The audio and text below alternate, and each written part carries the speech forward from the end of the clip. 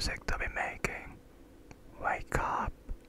Wake up.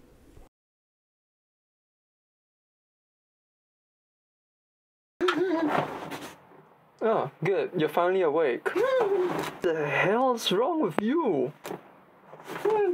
Anyway, can you hurry up and clear up the mess and then just go make the video and all? I swear, man, sometimes I really don't know what to do with you.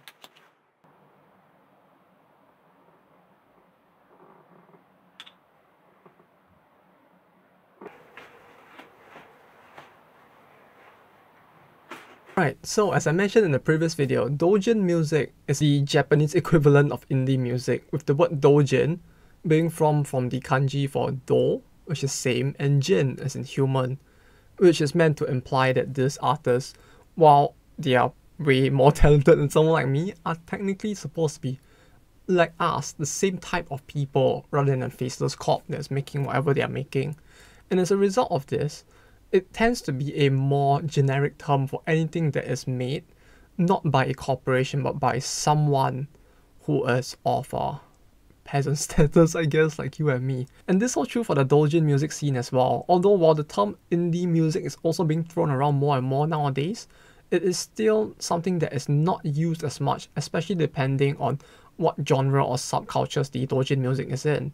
And thanks to the prevalence of certain subcultures within Japan, i.e. anime, you tend to see that music from these subcultures tend to blow up more as well, especially since they tend to get more global coverage as a result of them being linked to something that is already popular overseas and thus connects easier with the general audience that lives outside of Japan as well. And as a result of that, I guess you could say that while Doujin music as a term outside of Japan may seem to link more to specifically anime indie music, it actually has a more generic use within Japan. In fact, many of you have most likely listened to this type of music before, since everything from Vocaloid music to arrangements of game or anime OSTs would also fall under this category. Indeed, there have been many famous artists who have come out initially from this type of backgrounds doing Doujin music as well. Names like Tsuda Keina, Yonezu Kenshin. Unlucky Morpheus did begin their debut doing mostly covers of Toho music or arrangements using the music from Toho as well. And what I'm trying to do here today is to introduce more of this kind of music to you guys. I've done one of these videos in the past introducing 3 bands. I'm thinking of doing something similar this time as well. So this is mostly coming from the point of view of someone who appreciates music and has an interest in this specific types of music and the bands that are considerable to be more like Doujin music band-ish as well. And who just, wants to show you guys more of these bands and some of the unique styles or genres that exist in Japan. So without further ado, let me get right into the first band of today, which is... Did you like that? I actually added a camera just to record me picking up this disc as well. See? We do little things to improve the quality of whoever that's supposed to be on this channel. So yes, the first band I'd like to talk about today is one called Rough Sketch. So Rough Sketch might be a name that some of you might already know, maybe. It's a name that gets around a lot because Rough Sketch, or Shohei Uno as the artist is known, is a hardcore techno as well as jabber artist who happens to be one of the creators of Ariabl'eyeS, which for those of you who know Toho music, you might have heard of them before since they are quite popular and actually have lots of songs that blew up in the past as well. That, and he's also the founder of his own record label, Notebook Records, from which he releases most of his music. And while most of the time he tends to use the handle Rough Sketch for most of his music, sometimes he uses his own name, particularly when he is producing and composing music for anime openings and endings instead. He also collaborates with many other Doujin artists such as Tbh I, who has produced a lot of hardcore music as well. And as such, you can see that he has a lot of music that has been released in arcade games as well, such as Sound Vortex and Beatmania. Wait, is there even arcades overseas anymore? I know Australia has some really horrible ones which get made fun of a lot, but wait, so going to an arcade's a boomer thing? He also works on music in a 4-person unit called Rough Screams, which, despite its very metal-sounding name, it actually has a lot more variety in its music, surprisingly enough. While it does also do metal, it also does other music such as electronic and hip-hop as well, so It has a lot of range, and interestingly enough, this album which I'm mentioning now, it's actually their first full-length album in spite of the fact that they have actually been in operation or live for quite a long while now. So I'm just gonna play something real quick from his new album called Rebuilt by the Devil and Angel, like just 20 seconds or so of it, so you can give it a listen as well. Once again, the links will be to all of their bands will be in the description down below. You can go give them a check out if you enjoy the music. If they have a YouTube channel, I'll add it down below as well. So here you go, a tune from the first album.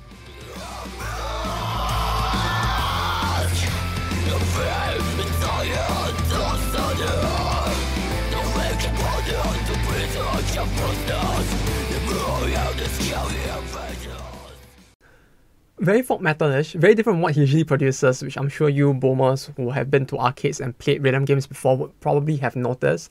But it's precisely because of this that I decided to use this song as an example. Because I'm pretty sure one of the members of the group actually has been in a metal band before. They used to do more death and heavy metal rather than something like this, so even then it's something very different from what they would have usually done. And on top of that, within the album itself, you also have music that is hardcore, like what he is more usually familiar with. And you also have music that is some kind of weird thing that kind of reminded me of Moscow by Genghis Khan. Like, it's a very weird song to get a vibe out of this album of, but for some reason there was one particular song that really gave me those vibes. And the reason why I found this album interesting enough to want to talk about is because not only is this their first album, but with how much range they have shown in a single album, it really feels like it'll be quite interesting to see where they go next, since it isn't going to be that predictable in what direction they'll take their next album. Dude, that's all I have to say about the first album. Let's head on to the next artist that we have in store for today. Why did I do this again? So, keeping with our trend of talking about, as well as, I have here a game OST arrangement CD for Blue Archive by a circle called Alomaron, which is made up of one person, I think, called Karin Harp on Twitter, also known as Karin Harp. So they typically do game OST music, mostly orchestral arrangement in general. Truth be told, one of the first OSTs they did, or songs they did an arrangement of that I first heard of was one for Atelier Sophie instead. And that was when I first heard about their music back in, I think, 2020.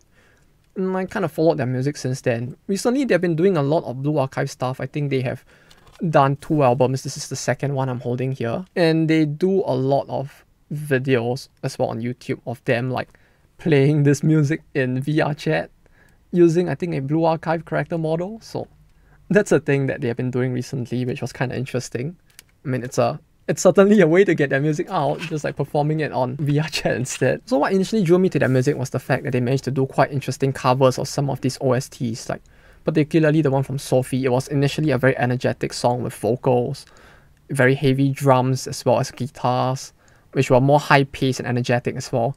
He managed to mellow it down, turn it into mostly a flute and piano arrangement instead. So it gave that very energetic and high-paced song more of a slow-paced, mellow feel to it, which was a very nice take on the song. So I followed their music for quite a while since then. Personally, I find it quite a waste that their older music, when they did covers for Wonderland Wars, can't really be found anymore. Maybe one day I'll find it in a second-hand store somewhere. But yeah, you can just listen to a 20-second clip of one of the songs from the soundtrack. The track list is on the inside. As you can see, the back is like this, so yeah, you can have one.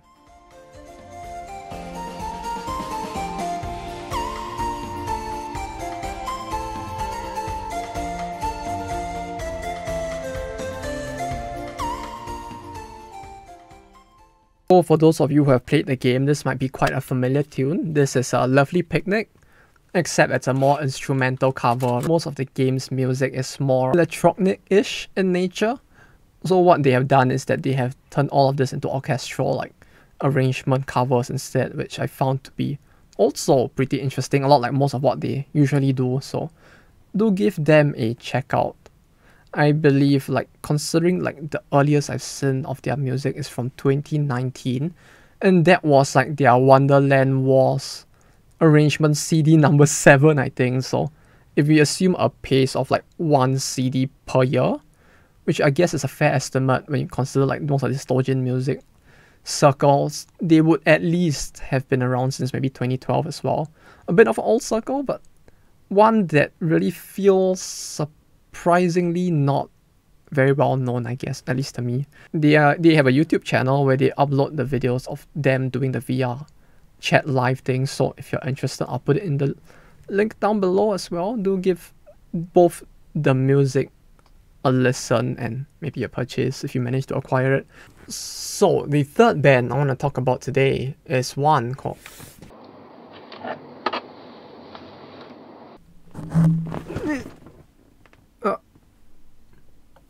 what's up? So the third band I want to talk about is one that I think is relatively popular, but it's kind of hard for me to judge, I think.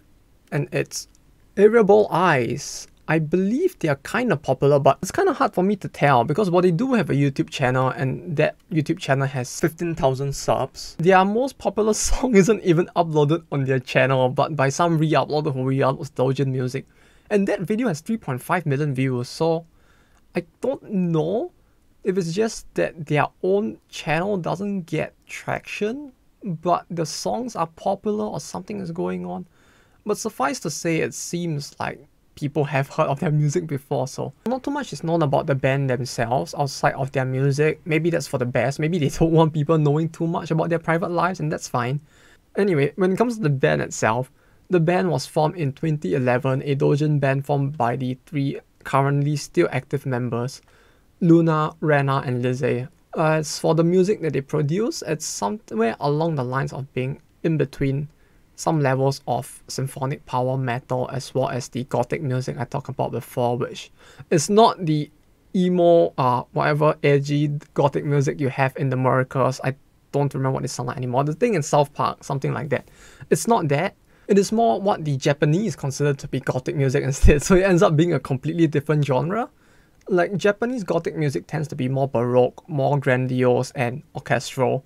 It is more of their impression of what medieval Western nobles and knights would be like, and this is something that's also reflected in their music, kind of like the Hazuki Yura album we talked about before. In this album, you kind of get music that lyrically is more themed after knights and nobles and their more noble and chivalrous interactions, or the politicking and betrayal that comes with a more dramatic noble family instead. And I guess considering the fact that they dress like someone out of a Magic the Gathering cosplay convention, you could compare them to Versailles as well, in the sense that they have that very nobleman and fantasy sort of dressing while having music that is a combination of both metal as well as orchestral music, but with neither being the main form of music. Rather, they try to blend the two in a way that gives the music energy while also this grandiose feel to it.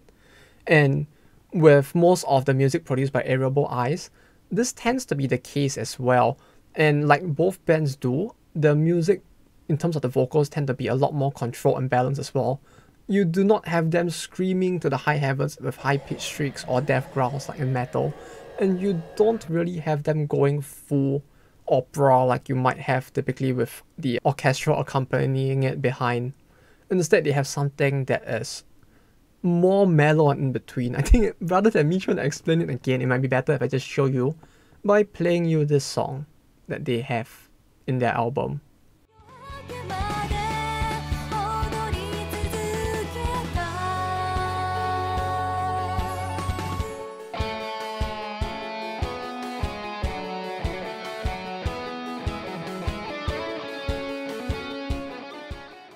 Like, it has the traits of multiple different genres, but within Japan, it's kind of easy to explain, kind of like how Galnerius can be just considered a... What's the word again?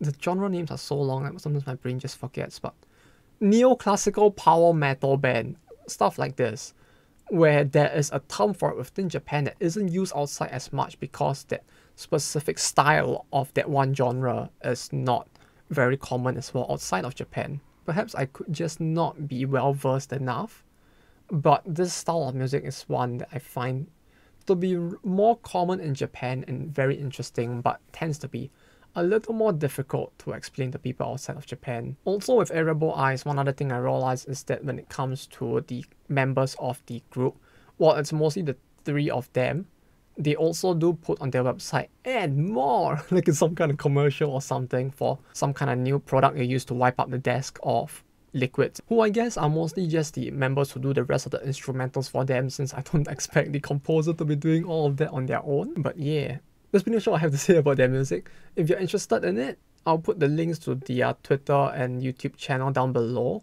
You can go give that a check out as well. If you happen to know more about the band and be willing to share, do let me know in the comments as well. I'd be glad to actually know more, because like I really do like their music. I don't know at this point. I'm starting to doubt if it's just an issue of me not being good at looking for their music.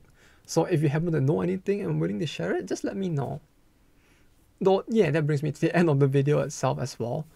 I probably want to do more like talking about bands within the genre of gothic metal as well, just to show more of the different ways in which this genre is being represented, since obviously with most genres out there, you typically don't have everyone doing the same thing. Different people take things in different directions, and that's what makes it interesting, right?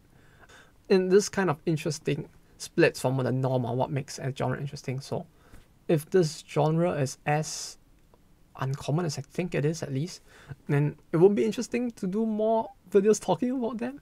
I don't know if I'll end up doing more videos in this format is the only issue, because I don't know how sustainable or viable it even is, trying to talk about music while not going too in-depth into it, more as an introduction of the bands itself, especially since like, if I'm going to play music, it's probably going to run an issue eventually as well.